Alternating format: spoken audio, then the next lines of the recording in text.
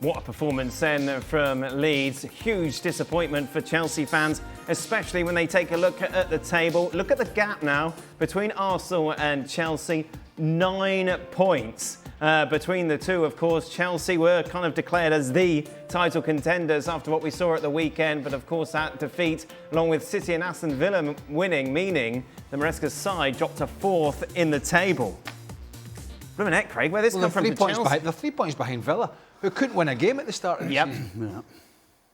I thought they were excellent for the most part at the weekend against Arsenal. I think everybody did. So that's why it's almost a bigger disappointment now if you're a Chelsea fan, because you think, well, if we could do that against 10 men against Arsenal, what the heck are we doing today? What I don't get, and we just see this all the time now, a lot, is two of the best players that they've had, and certainly from the weekend, Neto, who's one of the most dangerous players. All right, Estevao is a youngster who does some brilliant stuff, but Neto's been consistently playing well for them. And Reece James, and I know he's had a lot of injuries, right?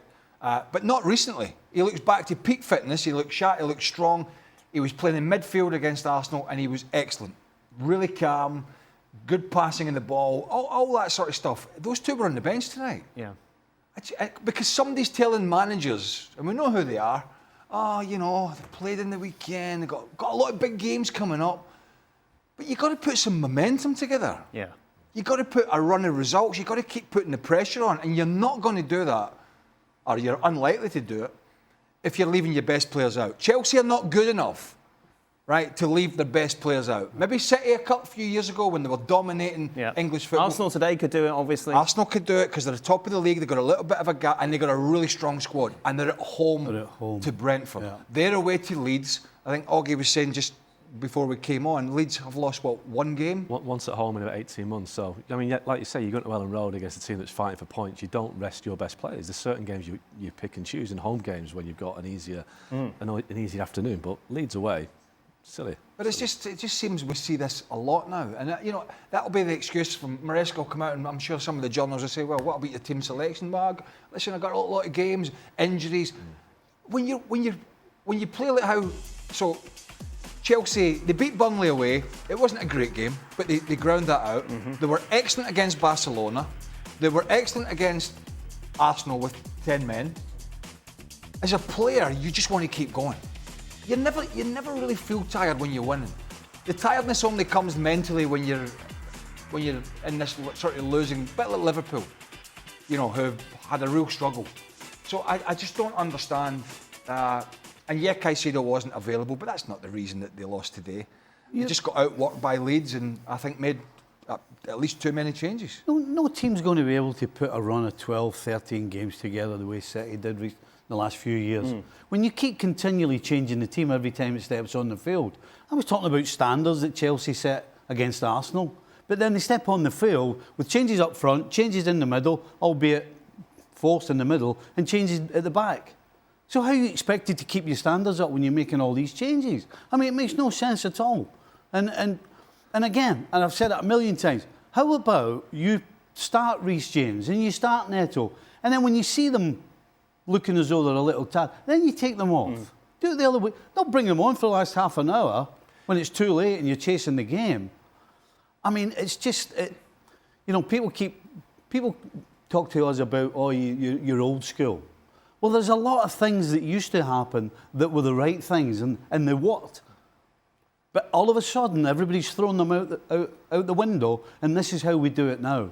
Well, guess what? The way you're doing it now, particularly Maresca, it's not working. See, last season it was different because he had the Conference League, so what he would do, he would play his best players in the Premier League, and basically the other 12 or 13 would play in the Conference League, so that's how he was getting his games in. But now, obviously, Champions League, you can't treat the Champions League like the Conference League, so he has to play all these players, and he's probably rotating too much, isn't he? There's no consistency there. Like at the weekend, Shalaban Fofana against Arsenal at centre-half played really well. Changes it. Yep. Why he's doing it, I don't know, but he's probably thinking, well, I've got Christmas coming up, a lot of games, we've got a game at the weekend, game in the Champions League next week. He's just made the wrong call at the wrong time. Arsenal, meanwhile, loving life. Yeah. You've got a makeshift back four pretty much, but you go in, the squad is so full of confidence. They didn't look like losing today really at all, did they? Well, I think the key for Arsenal, when Mosquera went off injured, he puts on Timber at right back, so Ben White then goes from right back to centre half, and you don't even notice the join. But they're missing Saliba, they're missing Gabriel. They've got so much depth. I think they lack a bit of X factor, a bit of star quality in terms of what Chelsea have got, that explosiveness. But they're rock solid, and at every position, apart from maybe Odegaard in midfield, they've got cover for, and that's why the 5 points at the top of the league and looking really strong. And you've got Marina coming in, making an impact. They finally got their number 9, didn't they? I mean, I bet Gyökeres was sitting thinking, I wish I was getting some of those crosses. I mean, he did get one at the end against Chelsea that Timber took off his head. Yeah. But he does do a great job. He is against Chelsea in the first half. Nobody gave the ball away, I think, for Arsenal more than Moreno. And then he pops up with important goals, and he did again tonight. He's done a great job for Mikel Arteta. Look, it's theirs to lose, isn't it? Even this early in the season, it's theirs to lose. Can we just take a look at the Premier League table again, just to remind, like Chelsea, after the Chelsea game, we got, well, maybe they could push it, maybe they could do something. But it just feels like one result has completely changed that narrative. Yeah. I mean, to be fair, maybe we kind of got too excited about the performance Chelsea gave us against Arsenal, because we had been talking all season about how you can't really trust them. We know what they're capable of, but they don't always show it. And then they produce that performance against Arsenal, and you think, okay, they because of the problems that we know City have, that's why we've kind of not discarded them, but we know the problems. Okay, now we've got somebody who maybe we can hang our hat on, who can actually put some pressure on Arsenal, who can chase them, force them into doing things they maybe wouldn't do. But then they turn round, the manager picks the wrong team, the players that do play don't produce certainly the intensity was nowhere close to what it was against Arsenal. And so we're kind of back to where we started. Yeah, we're kind of picking and choosing who we think are the next title contenders. Manchester City, okay, sitting second, but we saw yesterday that vulnerability at the back. It's difficult to put an argument as to why consistently they're going to put a run together. Yeah, I mean, you look at Villa. I mean, Villa maybe, if Villa beat Arsenal at the weekend, then maybe Villa are back in it, but they've never been in it in the first place, so you wouldn't trust Villa to be the challengers. And Man City, like you say, unreliable at the back. And if Erling Haaland gets injured or misses any period of time, then who scores the goals? So, for me, Arsenal are the best team, and I can't think of a league season like this in many years whereby the second best team has been so far off the best team. There's just not a direct challenger. There's nobody there that you can... I mean, the league is so poor this year that Liverpool and Man United could both qualify for the Champions League, which is crazy considering how they've had the season so far. I mean, we were sitting here, I don't know, 3 weeks ago, whatever it was, talking about City, and people were saying, well, you're talking about their defence, and their defensive record at the time wasn't that bad. Mm-hmm. And it wasn't. They were saying, well, but that's the last 3 or 4 games, that's gone out the window. It's completely gone out the window. I mean, they were hanging on against Leeds. 10. We lost 10 goals in the last 4 games. So, I mean, that... City could do business in January. A lot of clubs, I think, are looking at the window, but City they've got headroom to spend. They like Semenyo at Bournemouth. They like Elliot Anderson. I don't think... Semenyo's not a defender. This is the didn't they do a lot of business last January? Yeah, and in the summer. And where are they? Where's Mamouche? They're all sat in the stand. How can you be in a position, a club over there? How can you be in a position, a club like Man City? You know you were losing some of your key fullbacks. You had the summer to address it. They're still playing Matheus Nunes at right back, and and Nico O'Reilly at left back. He's a very good player, but he's not a left back. No. You signed that Nouri from Wolves in the summer. I mean, I'm fed up saying this. He's a good footballer going forward. He can't defend. Well, what City have done, they've signed lots of players over the last 2 or 3 windows who haven't been as good as the ones that they replaced. Yeah. Substantially different, certainly in terms of De Bruyne and Reinders. But for me, they haven't addressed the Rodri situation. Rodri, to me, looks like he's really struggling to get over his injury. And they brought in Nico Gonzalez in January, hasn't done well. They were expecting Rodri to be back this season, and Rodri would have kind of locked the door in front of the defence. He's not fit, he's struggling, and that has left a real problem in the team. So I think if City can address that in the window, like I said, they like Elliot Anderson. Are they £100 million for the midfield in January?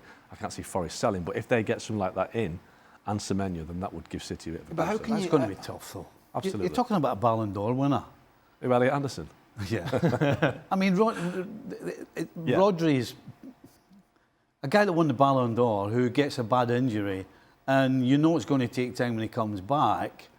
I mean, even they've been scouting, they're looking at people, but they're never going to. You can't replace Ballon d'Or. He came back in June, and they were expecting this season that he was having his kind of pre-season in June at the Club World Cup, get a couple of games under his belt, and they expected by the start of this season, or certainly by now, he'd be back playing again. Right. And he's just struggling. He's picking lots of injuries, hamstring problems. So clearly, I mean, he's had a cruciate, it's a bad injury, so he's clearly struggling to get back to anywhere near his best. But that's a big ask for any player. I don't care how good you are, to come in and all of a sudden the back door's one player, the back line's protected.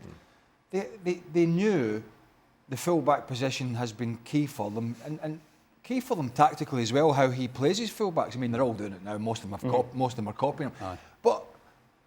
But didn't even he say at Guardiola that, you know, if you look at Arsenal, for example, we look at their back line, yeah, their full-backs will want to get forward, but ultimately you could argue, certainly Calafiore is a centre-back.